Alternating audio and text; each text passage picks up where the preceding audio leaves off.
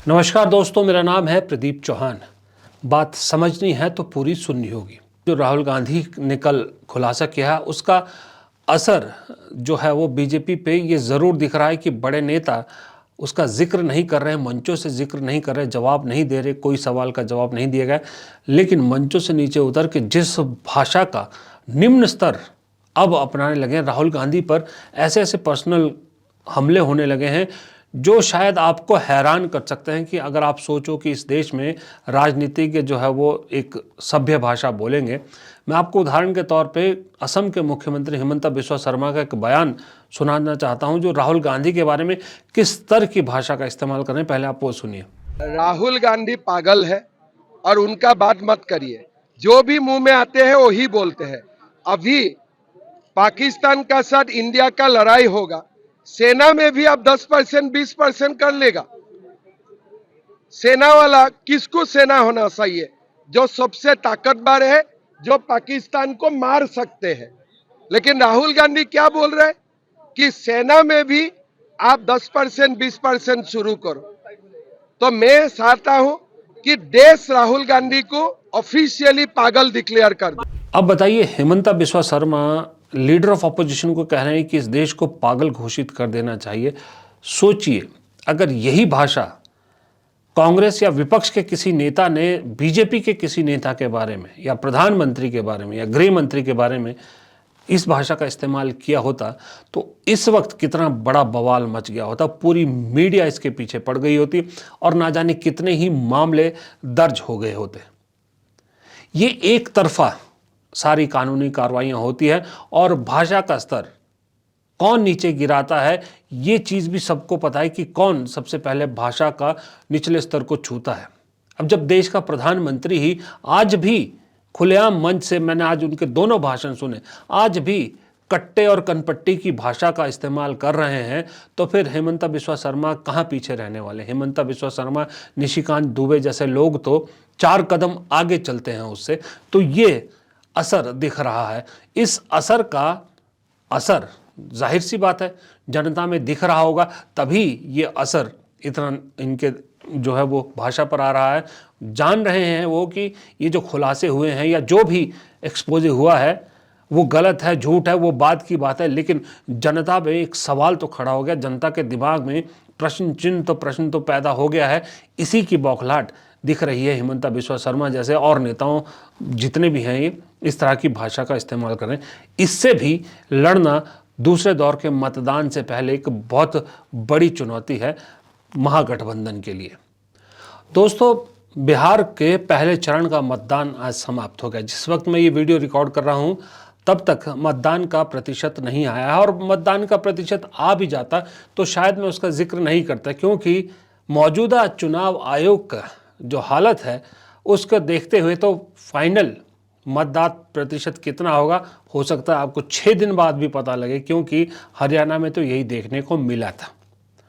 और मतदान का जो आज हाल रहा है, बहुत से वीडियोस आपने सोशल मीडिया पे देखे होंगे जहां पर खास करके विपक्ष के जो वोटर्स हैं उन्हें रोका गया। बहुत सारी जगह पर यह आरोप लगाया विपक्ष ने, मैं नहीं लगा रहा, ये विपक्ष ने आरोप लगाया, आरजेडी ने, कांग्रेस ने, कि उनके मतदाताओं को मत डालने नहीं दिया गया, उन्हें मतदान केंद्र तक पहुंचने ही नहीं दिया गया।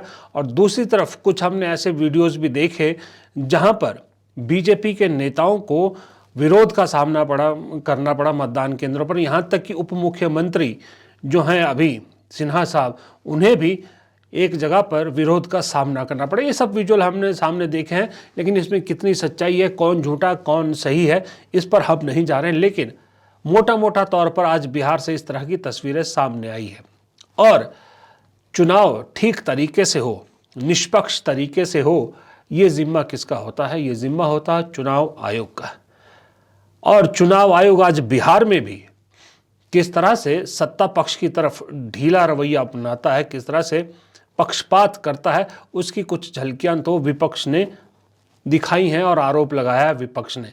लेकिन बात जब चुनाव आयोग की चल रही थी तो मुझे याद आया कि दरअसल कल राहुल गांधी ने जो खुलासा किया हरियाणा के विधानसभा चुनाव में वोट चोरी को लेकर, एच फाइल्स, मैं आपको बता दूं, अपने दर्शकों को क्लियर कर दूं कि वो हाइड्रोजन बम जिसका जिक्र राहुल गांधी बार बार करते हैं वो नहीं था। लोग कल कंफ्यूज कर रहे हैं, कल जो हरियाणा को लेकर खुलासे हुए कि वो राहुल गांधी का हाइड्रोजन बम था। नहीं, हाइड्रोजन बम अभी आना है, वो एच फाइल्स था, वो कुछ और था। हरियाणा चुनाव को लेकर ही सारा मामला था। हाइड्रोजन बम पता नहीं, अब मैं नहीं कह सकता किस बारे में होगा, लेकिन कांग्रेस कह रही है वो तो अभी आना है। तो एच फाइल्स का कल जब राहुल गांधी ने खुलासा किया तो जाहिर सी बात है कि आज जब प्रचार में सब बिहार में थे, मोदी जी भी बिहार में थे, अमित शाह भी बिहार में थे, राहुल गांधी भी बिहार में थे, प्रियंका गांधी भी बिहार में थी, सब दिल्ली के बड़े बड़े नेता हर पार्टी के बिहार में थे, तो इसका जिक्र जाहिर सी बात है आपको बीजेपी की तरफ से तो कहीं सुनाई नहीं दिया। सुनाई क्या दिया, कहीं हल्का फुल्का जिक्र भी नहीं हुआ। प्रधानमंत्री ने जवाब देना तो दूर की बात, उन्होंने भी इसका कोई जिक्र नहीं किया, कुछ नहीं किया। लेकिन प्रियंका और राहुल गांधी को तो जाहिर सी बात है जिक्र करना था। मैं पहले प्रियंका पे आऊँ उससे पहले राहुल गांधी को सुनाना चाहूँगा आपको कि राहुल गांधी ने दरअसल लोगों को बताया कि जिस जंगल राज की बात नीतीश कुमार और मोदी जी करते हैं, दरअसल वो जंगल राज तो 20 साल पहले का था, लेकिन असली जंगल राज तो राहुल गांधी कह रहे हैं कि इस वक्त मोदी और शाह ने इस देश में मचा रखा है, और जिसका सबसे जीता जागता सबूत है वोट चोरी। भाइयों और बहनों, नरेंद्र मोदी जी और नीतीश जी जंगल राज की बात करते हैं ना। मैं थोड़ा सा आपको बताना चाहता हूं, जंगल राज कहां है, मैं आपको बताना चाहता हूं। जंगल राज नरेंद्र मोदी ने दिल्ली में लागू किया है। दिल्ली में लागू किया है कैसे? वोट चोरी करके। भाइयों और बहनों, महाराष्ट्र की सरकार चोरी की,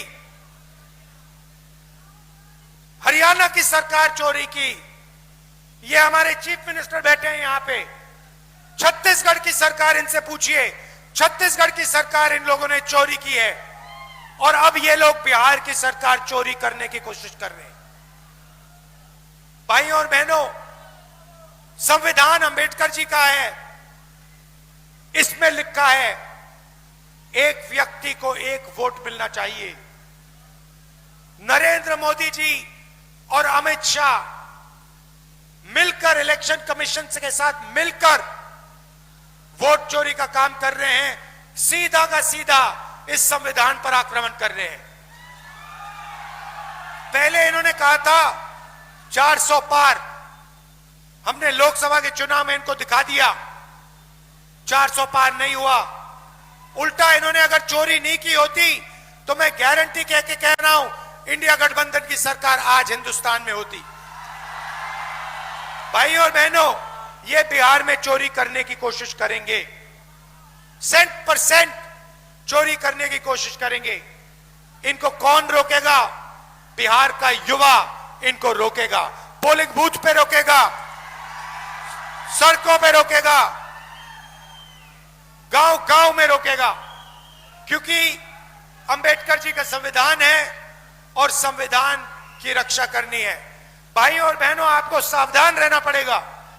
ये मैं गारंटी करके कह रहा हूं, नरेंद्र मोदी बिना वोट चोरी किए, नीतीश जी बिना वोट चोरी किए बिहार में चुनाव नहीं जीत सकते हैं।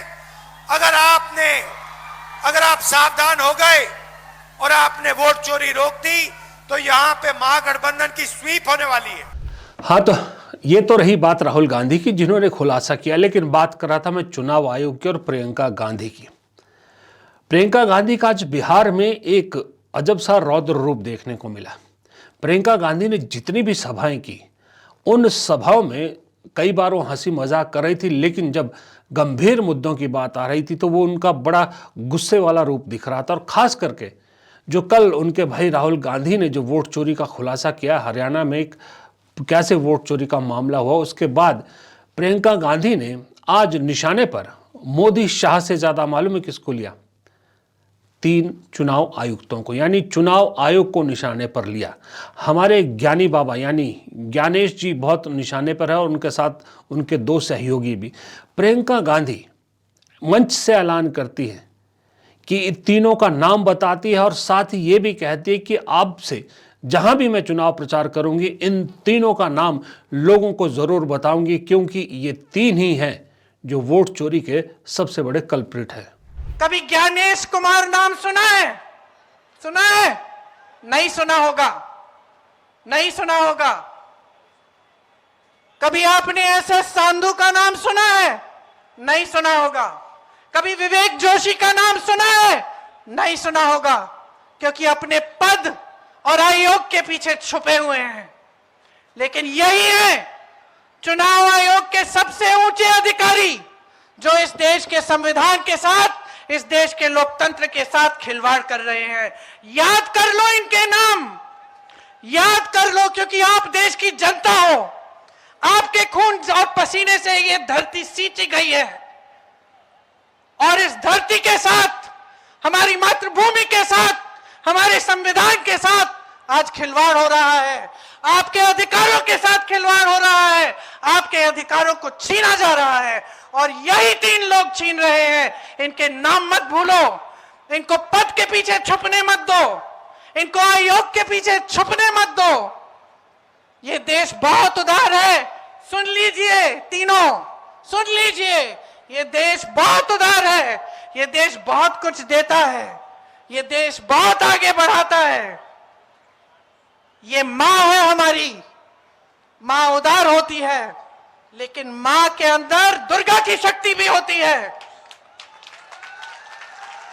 और इस देश के साथ जो विश्वासघात करेगा उसे ये देश भूलेगा नहीं। आप सोचते हो आप रिटायर कर लोगे, चैन का जीवन जियोगे इस तरह का घोटाला करके?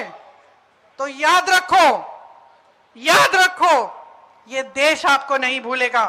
आज से हर सभा में मैं इनके नाम सुनाऊंगी और हर सभा में आपसे बुलवाऊंगी। बोलिए मेरे साथ, ज्ञानेश कुमार, बोलिए जोर से, ज्ञानेश कुमार, एसएस सांधू, विवेक जोशी, और याद रखिए इनके नाम, और याद रखिए कि ये देश आपका है, ये बिहार आपका है।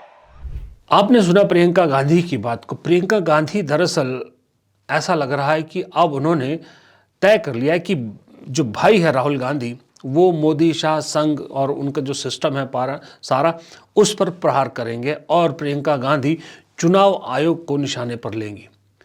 अब चुनाव आयुक्तों ने, क्योंकि कल राहुल गांधी ने कल क्या पहले भी जितने भी आरोप लगाए हैं, जितने भी खुलासे किए हैं, चुनाव आयोग ने एक बार भी कोई सेटिस्फैक्टरी जवाब नहीं दिया। राहुल गांधी के किसी सवाल का सेटिस्फैक्टरी जवाब अब तक नहीं दिया है।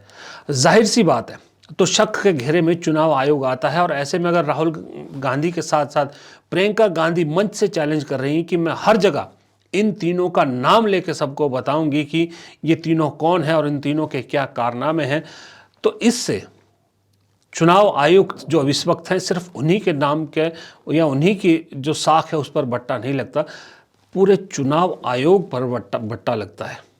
और चुनाव आयोग ये तो आज हैं तीनों, कल नहीं रहेंगे, कल दूसरे भी आएंगे। अगर कोई निष्पक्ष चुनाव आयुक्त भी आएगा तो वो भी फिर सवालों के घेरे में होगा, उनको भी लोग शक की निगाह से देखेंगे। क्योंकि आज भी बिहार में जो तस्वीरें सामने आई, जिस तरह के इंटरव्यूज़ वगैरह लोगों के सामने आए, बयान सामने आए कि बहुत से लोगों को कहा गया कि भाई डिजिटल पर्ची आपकी चलेगी जब अब नए वोट बने एसआईआर के बाद, और जब वो वहाँ मतदान केंद्र में अपना मत डालने गए तो उनकी डिजिटल पर्ची को खारिज किया गया। मैनुअल पर्ची चाहिए थी जो कि बीएलओज़ ने नहीं दी। और ऐसे बहुत से केस आए, बहुत से जगह पर ये भी मामले सामने को देखने को मिले। आप सोशल मीडिया पे देखिएगा, बहुत छोटे छोटे वीडियोज़ हैं, बहुत सारे वीडियोज़ हैं जहां लोगों की शिकायत ये है कि बीएलओ ने कहा कि आप डॉक्यूमेंट दे दीजिए, आपका नाम वो जो है सूची में आ जाएगा, और जब आज मतदान का वक्त आया तो पाया कि उस सूची में उनका नाम ही नहीं था। बहुत से बीएलओज़ निशाने पर भी आए, लोगों का गुस्सा भी बीएलओज़ को झेलना पड़ा। लेकिन उससे भी ज़्यादा जो हैरानी वाली बात ये दिखी कि जितना भी रोष मतदान केंद्रों पर झेलना पड़ा वो ज़्यादातर बीजेपी के नेताओं को ही क्यों झेलना पड़ा। जेडीयू के नेताओं की भी कहीं ऐसी कोई बड़ी खबर नहीं है कि उन्हें रोष झेलना पड़ा हो, लेकिन बीजेपी के तो उप मुख्यमंत्री तक को रोष झेलना पड़ा। ये अपने आप में एक सवाल खड़ा करता है कि क्या वजह है कि लोग नाराजगी इतनी जता रहे हैं। और जो राहुल गांधी बार बार आज भी मतदान वाले दिन भी जो उनकी सभाएं हो रही थी, वहाँ लोगों से कह रहे थे कि बिहार में भी वोट चोरी की पूरी कोशिश की जा रही है। इसलिए वो देश के युवाओं से और मतदाताओं से अपील कर रहे थे, बिहार के लोगों से, कि आपको वोट चोरी रोकना है और अपना वोट डाल के आना है। लेकिन मुझे समझ में नहीं आता कि राहुल गांधी ये क्यों नहीं बताते कि जिन लोगों को मतदान केंद्रों तक पहुंचने ही नहीं दिया जा रहा, वो वोट चोरी कैसे रोक सकते हैं। जिन लोगों के नाम वोटर लिस्ट में है ही नहीं, वो वोट चोरी कैसे रोक सकते हैं। जिन लोगों का डिजिटल पर्ची मान ही नहीं रहे हैं, वो वोट चोरी कैसे रोक सकते हैं। वो कैसे अपना वोट डालें या वो किसकी क्या करें, क्योंकि आज मतदान हो चुका। अब तो अगर विरोध भी दर्ज कराएंगे तो अब इसके बाद कुछ हो नहीं सकता, वोट तो डल गए। इन लोगों को क्या रास्ता दिखाना चाहिए, ये राहुल गांधी को बताना चाहिए था, लेकिन वो नहीं बता पा रहे हैं। लेकिन हाँ, इतना ज़रूर है कि आज तेजस्वी यादव या जितने भी महागठबंधन के और साथी हैं, उन्होंने कांग्रेस के जो कल के खुलासे हैं उस पुरजोर उसका जिक्र किया, और वही जो कांग्रेस की लाइन है उसी लाइन पे पूरा गठबंधन जो है वो आज लोगों के बीच गया। लेकिन एक वीडियो ऐसा भी था जो बिहार के चुनाव के बीच में एक थोड़ा सा अलग रंग दे गया, यानी एक भावुक वीडियो उस वक्त आया जब शायद कसाबा या ऐसे कुछ करके नाम है बिहार की एक कॉन्स्टिट्यूंसी का, मैं नाम बोल रहा हूँ, माफ़ कीजिएगा। वहाँ जब राहुल गांधी सभा करने पहुँचे तो वहाँ पर एक कैंडिडेट मंच पर इतना भावुक हुआ जब उसने बताया कि राहुल गांधी को कि आपको मालूम नहीं कि आपने किसको टिकट दिया, यानी वो अपने बारे में बात कर रहे थे कि वो एक पोस्टमैन का बेटा था। पोस्टमैन के बेटे को राहुल गांधी ने टिकट दिया, कांग्रेस ने टिकट दिया। उसी चीज़ को लेकर इतना भावुक था, और राहुल गांधी ने वहीं मंच से उस शख्स को सबके सामने माइक पर बताया कि जब अगर तुम विधायक बनोगे, ये कहा कि तुम विधायक बन रहे हो, लेकिन जब बनोगे तो लोगों के सामने कहा कि जनता को अपने से पहले रखना, पार्टी से पहले रखना। इनका जो काम है वो सर्वोपरि होना चाहिए। ये थोड़ा सा बिहार के चुनाव की एक अलग तस्वीर सामने आई, तो इसलिए मैंने इसका जिक्र कर दिया। बाकी ओवरऑल पहले चरण के मतदान ने ये बता दिया कि अब दूसरे चरण को लेकर, खास करके जब मतदान होगा उस दिन तस्वीरें और ज़्यादा खतरनाक आ सकती हैं। और सबसे बड़ी बात, महागठबंधन के कान तो खड़े हो जाने चाहिए कि अगर पहले चरण में जो भी चीज़ दिखी है, जिस तरह का रवैया चुनाव आयोग का, जिस तरह का प्रशासन का रवैया दिखा है, दूसरे चरण में तो ये बढ़ेगा, कम होने वाला नहीं है, ये बढ़ेगा। अब इससे कैसे निपटेंगे, और राहुल गांधी, जो मैंने सवाल उठाई कि राहुल गांधी कैसे लोगों को बताएंगे कि अगर उनके साथ ये दिक्कत आ रही है उसका क्या इलाज करेंगे, कैसे तेजस्वी अपने वोट को मतदान केंद्र तक पहुंचाएंगे। क्योंकि बात तेजस्वी के इसलिए ज़रूरी है कि महागठबंधन को लीड वही कर रहे हैं, और जाहिर सी बात है बड़ा चेहरा वही है। कांग्रेस तो अपनी जो जितनी सीटों पर लड़ रही है उन्हीं से बात कर सकती है, असल स्टेक पे तो तेजस्वी यादव का सब कुछ दांव पे लगा हुआ है। अब वो कैसे इन सब समस्याओं से निपटेंगे, कैसे लोगों को मोटिवेट करेंगे, कैसे, क्योंकि मोटिवेट मैंने इसलिए कहा कि जब ऐसी घटनाएं होती हैं कि लोगों को घर से बाहर निकलने नहीं दिया जा रहा है, घर से बाहर निकल रहे हैं तो मतदान केंद्र तक जाने नहीं दिया जा रहा, डिजिटल पर्ची नहीं मानी जा रही, तो ये सारे मैसेज तो जो जिनका दूसरे चरण में मतदान होना है उन तक भी पहुंच गया होगा। अब वो ज़्यादातर लोग फिर घर से ही नहीं निकलेंगे, उन्हें लगेगा कि भाई हमें भी जाने नहीं दिया जाएगा, जिसके पास पर्ची नहीं है वो कहेगा पर्ची नहीं है तो निकल के क्या फ़ायदा। अब अगर लोगों के माइंडसेट में ये बैठ गया, खास करके महागठबंधन के वोटरों के, कि कोई फ़ायदा नहीं है जाके, ये ज़्यादा नुकसान करेगा। क्योंकि डर जो है ना, डर बहुत बड़ा काम करता है, बहुत बड़ा फैक्टर होता है। किसी भी आंदोलन को कुचलने के लिए एक बड़ी वो है, पुरानी तरकीब है कि डर बैठा दो। डर से बहुत कुछ बड़े बड़े आंदोलन अपने आप समाप्त हो जाते हैं। तो शायद उसी तरह का कुछ महागठबंधन के वोटरों को झेलना पड़ सकता है। इससे निपटना दूसरे दौर के मतदान के लिए सबसे बड़ी चुनौती है तेजस्वी और राहुल गांधी की। फिलहाल इस वीडियो में इतना ही। अगर वीडियो पसंद आया हो तो प्लीज़ वीडियो को लाइक ज़रूर कीजिएगा। आपके लाइक करने से हमारे वीडियो की रीच बढ़ती है, मदद मिलती है, और आपके कमेंट बॉक्स में कमेंट लिखने से हमारा ज्ञानवर्धन होता है, हमें जोश मिलता है, और चैनल का सब्सक्राइबर बटन दबाने से हमारी ग्रोथ होती है। तो इन तीनों पॉइंट पर आप हमारी मदद ज़रूर कीजिए। नमस्कार।